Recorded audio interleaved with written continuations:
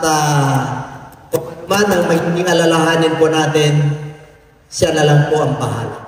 Okay? Sabihin mo siyang katabi, pagpalain ka ng Diyos. Okay? Kayo po ay makakapuna po.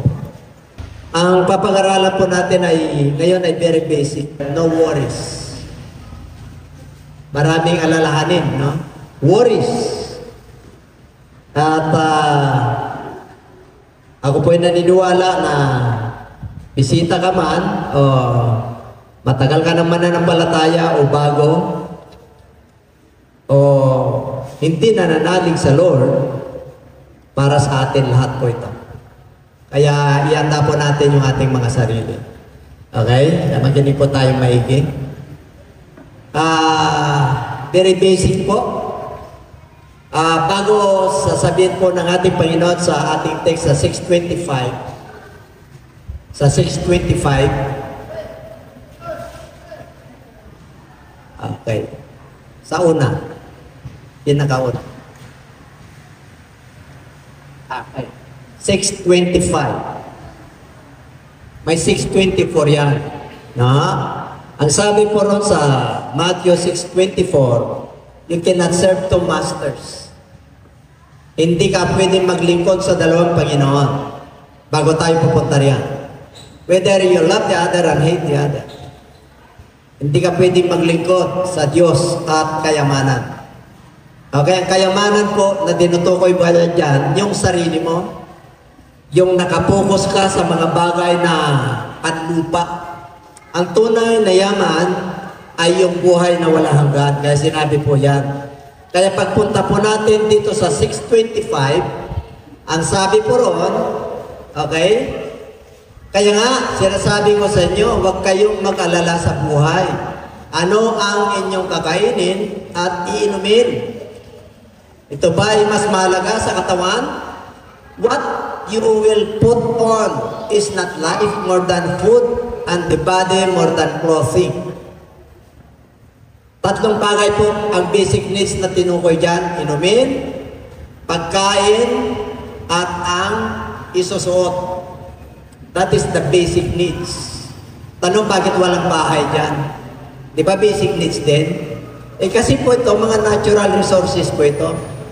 Kailan pag nagtayo ka ng bahay, kasama mo ang Diyos, sa'yo na yun. Alangan naman sabihin, magkaroon ka ng bahay. Ako ganun. Amen po? Pero yung mga food, yung mga tubig, at saka yung ating isusuot, basic po yan. Basic din yung shelter. Pero magtaka ka, kahit na wala kang bahay, meron kang sinisilungan bubong. Meron kang tinutulugan. Amen po? Ganun kabuti ang ating Panginoon. Kaya dito po, bakit kayo nag-alala sa buhay? Mas mahalaga ba yung inumin? Mas mahalaga ba yung damit? Pag sinabing buhay, itong hininga natin, mas mahalaga ba yan? Anin mo na ang buhay kung wala ka namang inumin. Mabubuhay ka ba na walang inumin? Na tubig? Mabubuhay ka ba na walang pagkain? Anong mas mahalaga, yung buhay o yung pagkain? Anin mo ang pagkain kung wala kang buhay. Yun ang ibig sabihin. Ano mas mahalaga, yung damit o yung katawan?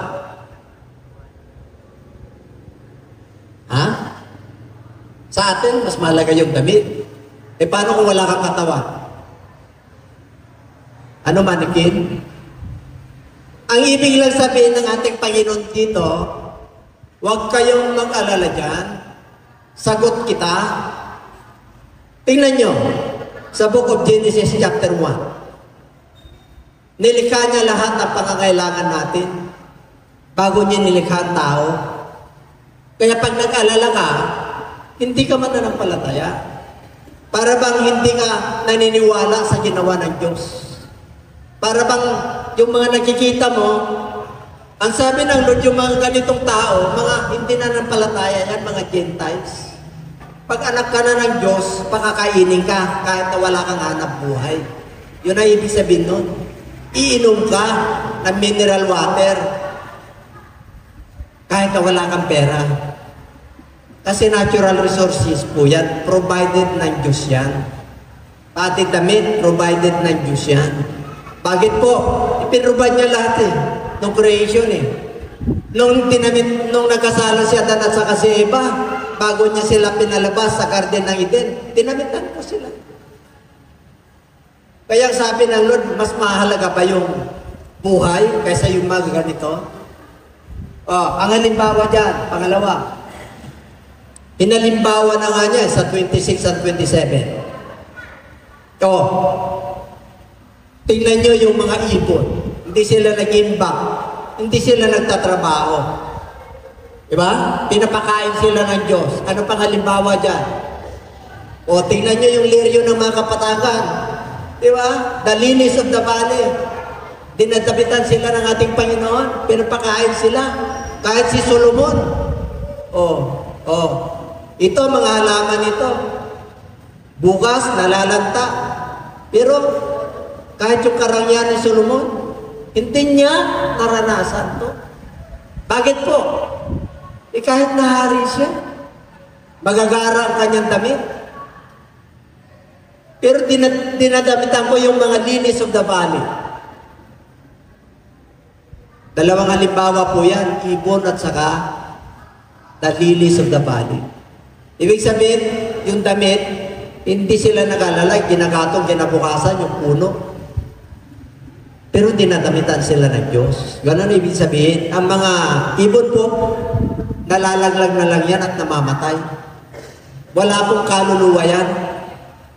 Buhay lang ang meron yan. Kaya sabi po ron, okay, so why do you worry about clothing?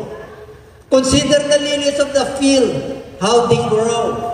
They neither toil nor spin. And yet I say to you that even Solomon in all his glory was not arrayed like one of these. Kaya kung ikaw ay mananampalataya na ngayon nandito ka, pero yung iyong isip ay nasa bahay at kinabukasan, sabi mo walang pamasahe yung anak ko sa eskwela, abay nag-alala ka. Pinapakita lang sa atin ng Diyos dito na huwag kang mag-alala sa mga pangangailangan mo. Amen po? Supply ko yan, kaya no worries. Kasi maraming alalahanin ang mga tao. Sabi mo sa katabi, marami ka bang alalahanin?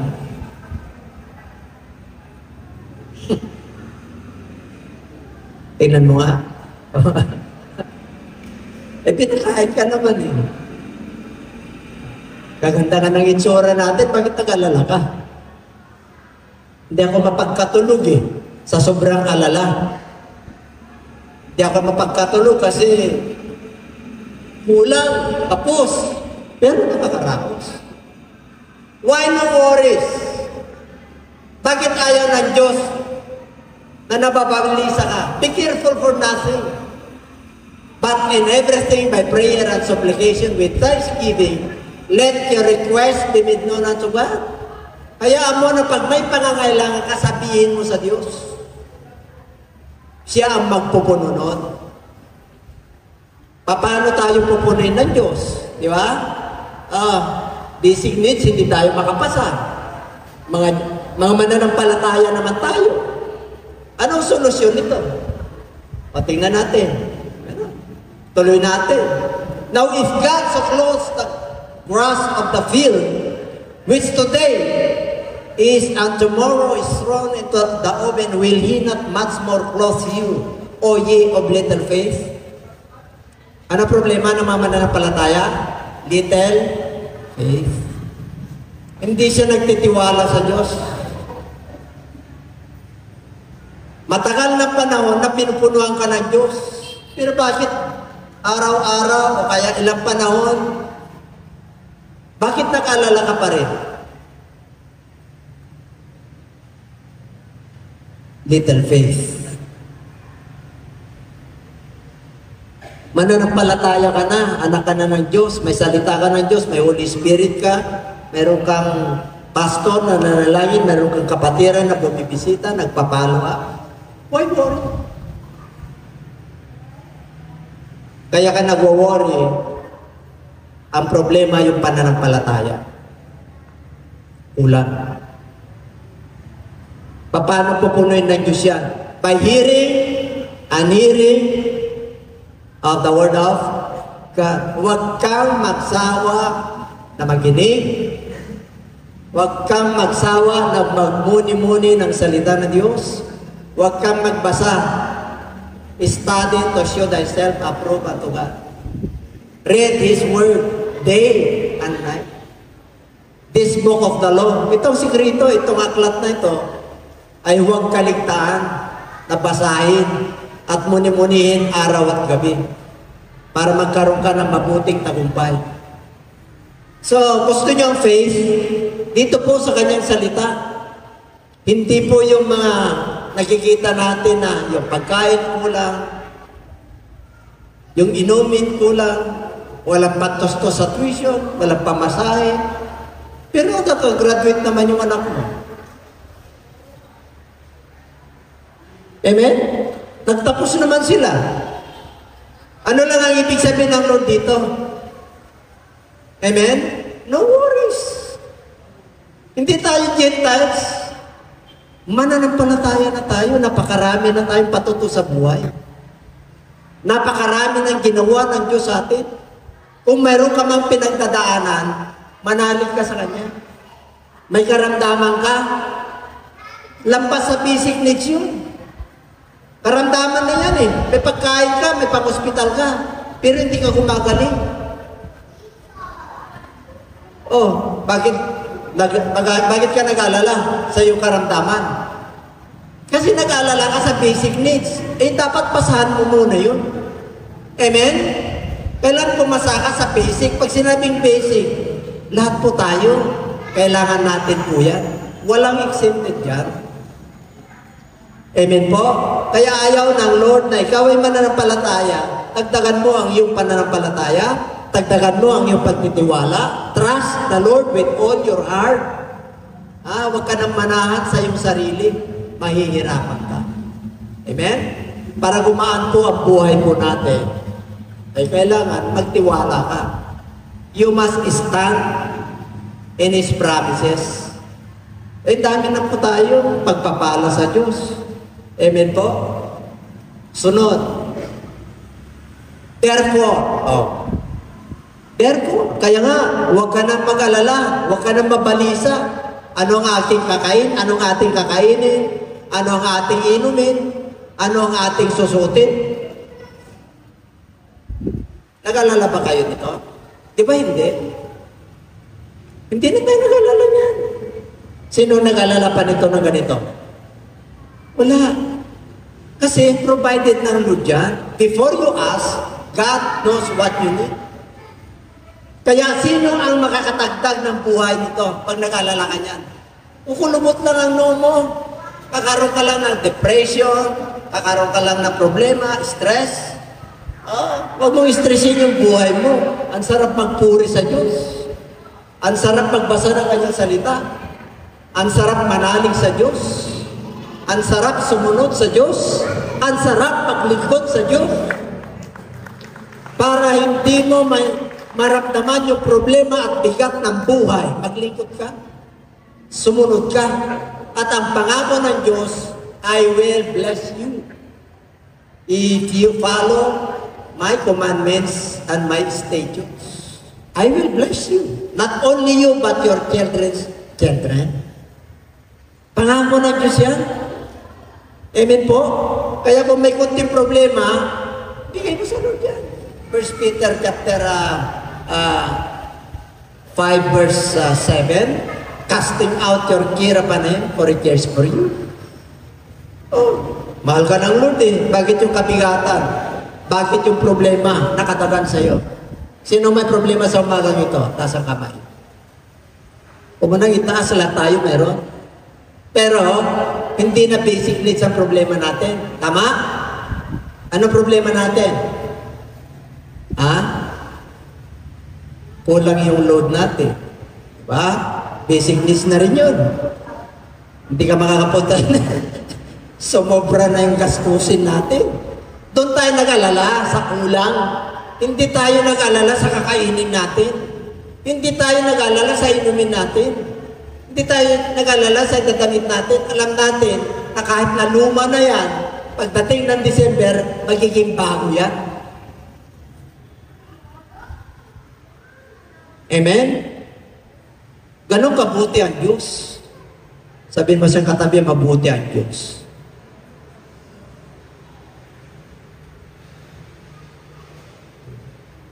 Mabuti ang Diyos sa lahat. I love you, Lord. Inawit nga natin kanina. All my life, you have been faithful. Lahat ng buhay ko, tapat ka, Panginoon. Kahit na hindi ako tapat sa iyo. Diba? In spite of our unfaithfulness, God is always faithful. Totoo ba yan? Opo. Kahit na marami tayong kabalisahan, nag-alala po tayo, minsan naririnig ng Diyos yung ating mga complaint, yung ating mga pagdududa. Naririnig ng Diyos yan. Yung pagkilos ng Diyos, yung nararamdaman natin na kasama natin ng Diyos. Yun yung totoo. Ang pagkain, mamaya nagugutom ka. Ang inumin, mamaya nauuhaw ka. Pero yung pagkain ng salita ng Diyos, yun yung magkukumpleto sa atin. Yun yung magiging kontento tayo. And we are going to be satisfied. Ano sabi ng Bible in the book of Proverbs? Man has no satisfaction. Ang tao ay walang kabusugan. Kaya pag wala ka sa Lord, wala kang kabusugan. Pag nag-keep mo yung karir mo, level up pa. Pag yung yaman mo, nag-keep mo, level up pa. Kasi nga, walang kabusugan ang tao. Pero pag nasa Lord ka, kontento ka. Amen? Kung anong dumarating sa'yo, hindi maganda o maganda, thank you, Lord. May pinagdadaanan ka na, hindi maganda sa'yo, thank you, Lord. Alam mo na nagta-thank you ka lang kung magandang panahon. Paano kung bagyo? Hindi ka nagta-thank you? Nagta-thank you ka kay Lord dahil ingatan ka. Nagta-thank you ka kay Lord dahil mag-rest ka muna.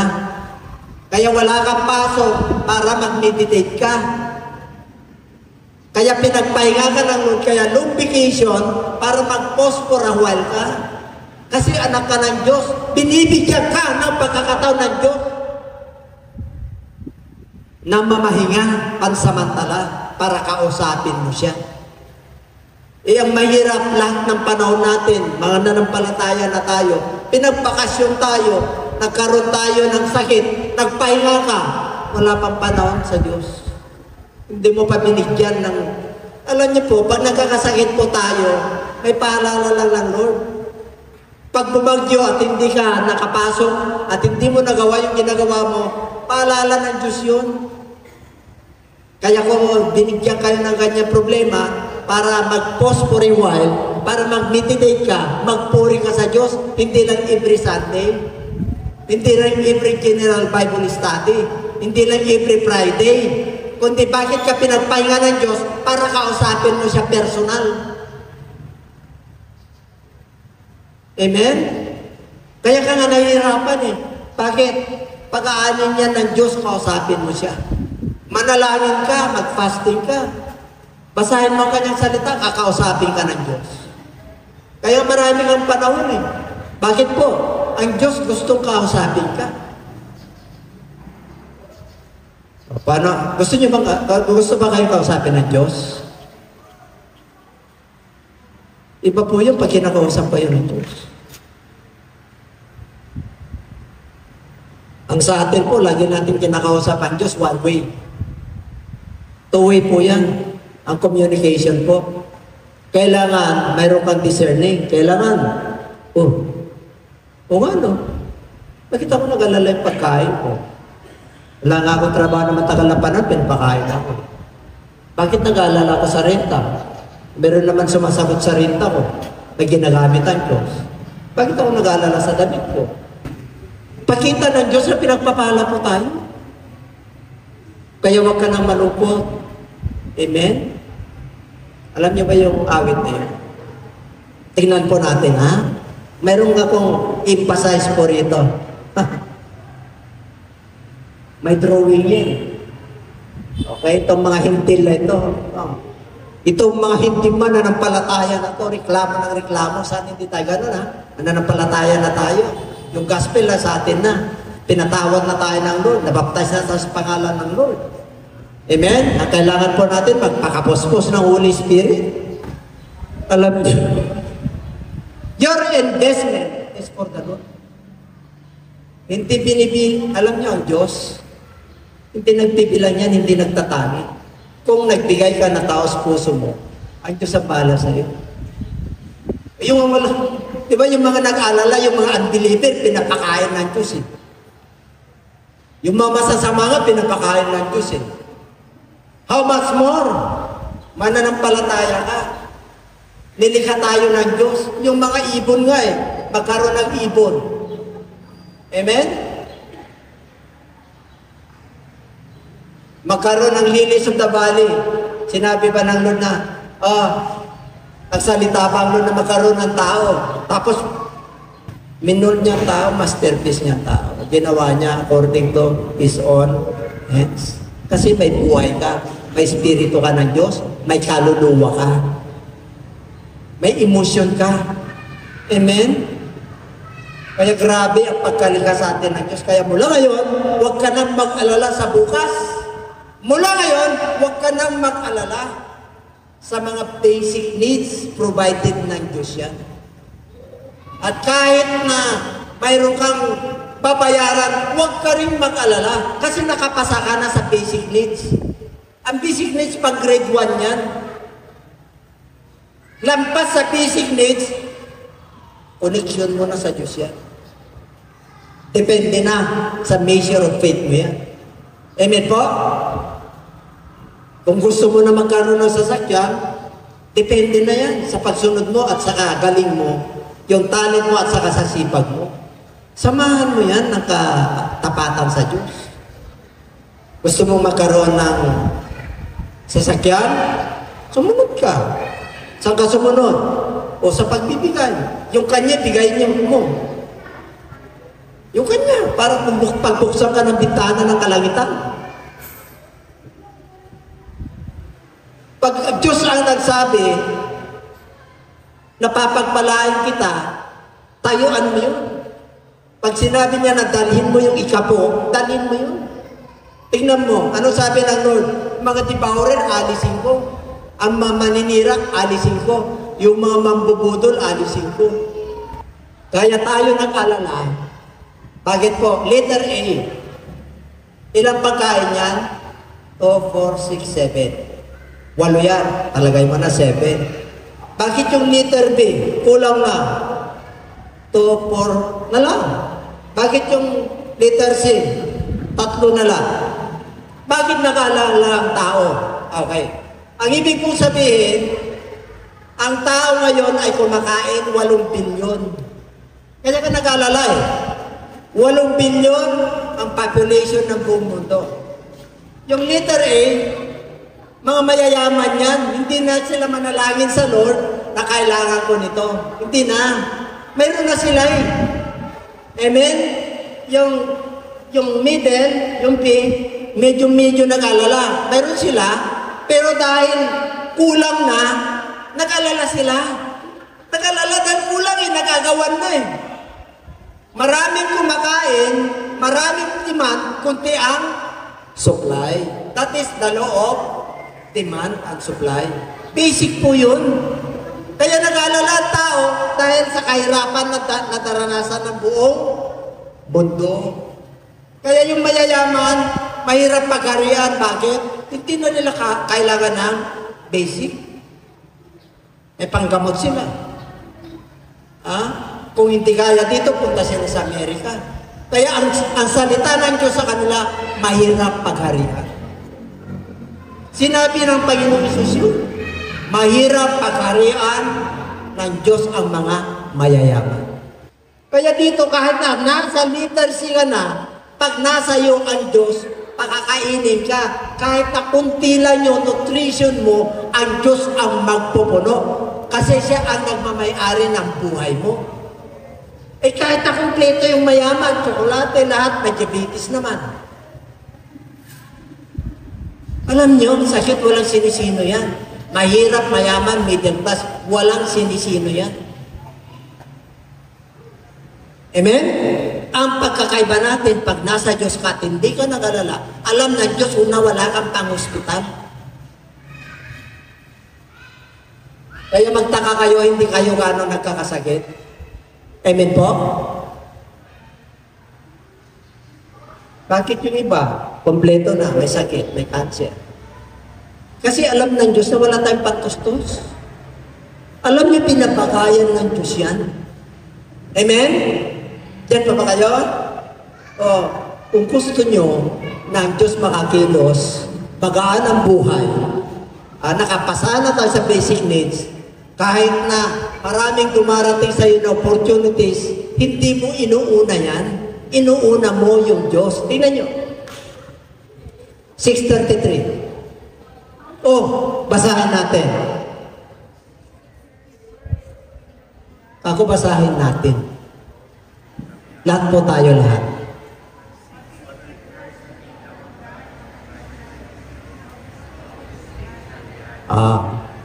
Tagalogin nyo. Tatapwat, hanapin mo muna ang kariyan ng Diyos. Ibig sabihin, hanapin mo muna na pagharian ka. Ang Diyos ay nasa puso, nasa isip, nasa buong kaluluwa. Pinaghaharian ka na. Siya na yung nangunguna. Siya yung unahin mo. Pagkagising mo pa lang, salamat Panginoon. Yun. Bago ka matulog, salamat po Panginoon, gisingin mo ako ng maaga, bigyan mo ako ng kalakasan kinabukasan. May sisingil, hindi ako mag-alala Panginoon, kasi ang gagawin, provided mo lahat.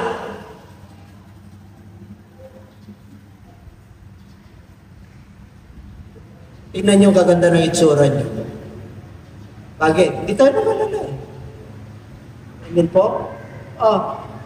Pag pinagharian ka na ng Diyos, at yung kanyang katwiran and His righteousness.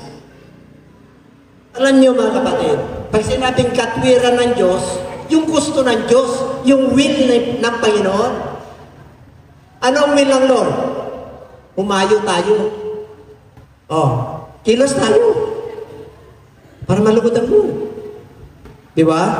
Pero pag ikaw ay anak ng Diyos, mabusugin ka talaga. Sinabi ng Lord yun, katwiran ng Diyos, pag pinagharian ka ng Diyos at ang yung katwiran ng Diyos, and all these things shall be added. Ano yung sabihin? Yung basic needs mo, bibigay ng Lord, dadagdagan pa. Yung dadamit mo, dagdag na lang yun. Yung tubig mo, na dati sa puso lang, sa tap water lang, mineral water na yun.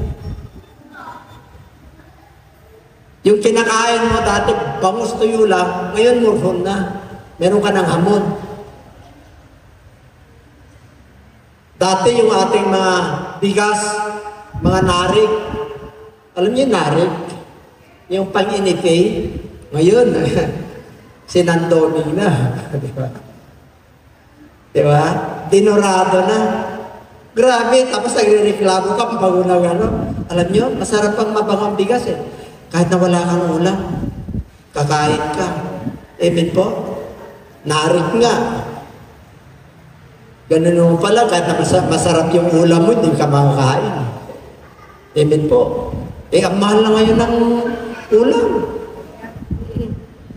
Kaya bawal na hindi unlimited ang rice sa mga Pilipino. Sabi nila, yung rice, energy yun. Anong gusto mo? Sabi ko kay Pastora, yung tasty na wheat bread o yung rice? Sabi niya yung wheat bread eh. Kako rice ako eh. Kasi walang mantika yan, walang asukal, natural. Nagpo-form yan ng sugar, kaya may energy. Huwag mo lang damihan. Amen? Kaya natural po ang kain ko. Basta masarap. Binibigay lang ko. Pero po, all these things shall be added. Yung bahay ko mo, gagawin ng hindi na bahay ko kahit munti. Ang halaman doon, hindi na. Constructed na. Semento na. Darating ang signal number 5, nakatayo yung bahay mo. Bakit? Nakatayo ka sa bato. Nakatayo ka sa turo ni Lord ng foundation. Oh. Amen po? Meron pa ba? Oh. Hindi, meron pa yan. Bago tayo mag-gospel. Palapakan natin ang Lord. Okay?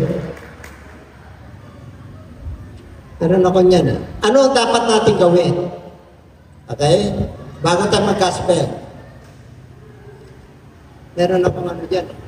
Meron ka bang ano dyan, sister, yung conclusion? What to do?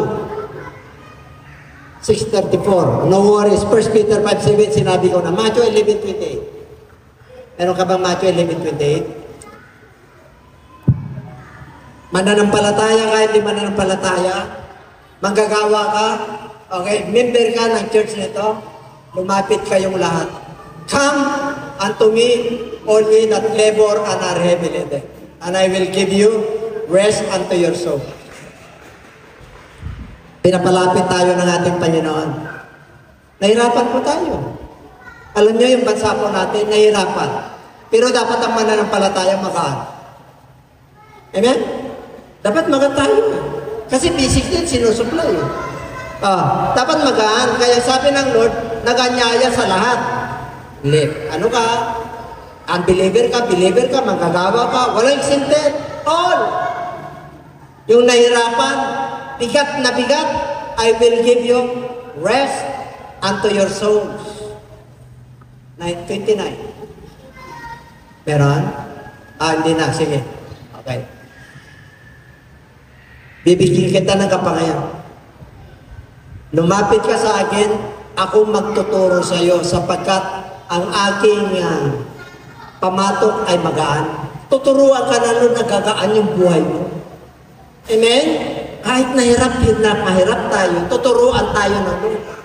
Tinuruan niya tayo ng Diyos eh. Wala kayong napuna, yung paglipat natin, level up, ano nabutan nyo? Sa gilid? Di ba? Kunting bahalan doon eh. Di ba? Pumunta tayo sa second floor. Binabaha rin. Ngayon pumunta na tayo sa fourth floor. Siguro mahirap na nabutin ng baha, yung parking lot natin doon. Bakit po? Nililevel up, no? Feed natin. Ibig sabihin, pinagpala ka na ng Diyos. Tingin sa atin ng Lord, ginto. Kasi kumikislap po tayo. Pinaparaan sa apo yung ating mga problema. Si Sister Amalia nga, may problema siya sa karamdaman eh. Pinaparaan. Diba? Sa apoy. Ang ibig sabihin, kumikinang ka sa harapan ng Lord. Very precious ka sa harapan ng Lord. Mahalaga ka sa harapan ng Lord. Singhalaga ka sa ibon at sa kalilis of the valley. Kasi hindi ka na nag-alala sa mga basic needs mo. Kaya mahalaga ka sa harapan ng Diyos. Kaya pag tumingin ang Lord, ay anak ko yun ah. Anak ko yun ah. Hindi siya nag-alala. Anak ko yun ah. Binibigay niya yung para kay Lord. Anak ko yun ah. Kaya yung anak niya, gagraduate yun. Yun ang gusto ipahiwatig sa atin ng Diyos. Huwag kang mag-alala sa bukas. Akin ang bukas. Ipagkatiwala mo lang sa akin yan. Sagot kita. Kaya mula ngayon, no worries. Palapakan natin ang Lord. Bibigyan ka nga ng kapahingahan eh. Okay. Mag-ending na tayo. Ito. Diba? Tinanggap natin ang mabuting balita. Tinanggap natin si Kristo dahil ang tagapagligtas, Panginoon natin at Diyos. Naniwala tayo. Sumunod po tayo. Nagpabaptize tayo. Nilinis tayo ng Lord. Ginawa tayong banal ng Lord. Nakatanggap tayo ng Holy Spirit. Bakit ka pa nag-alala?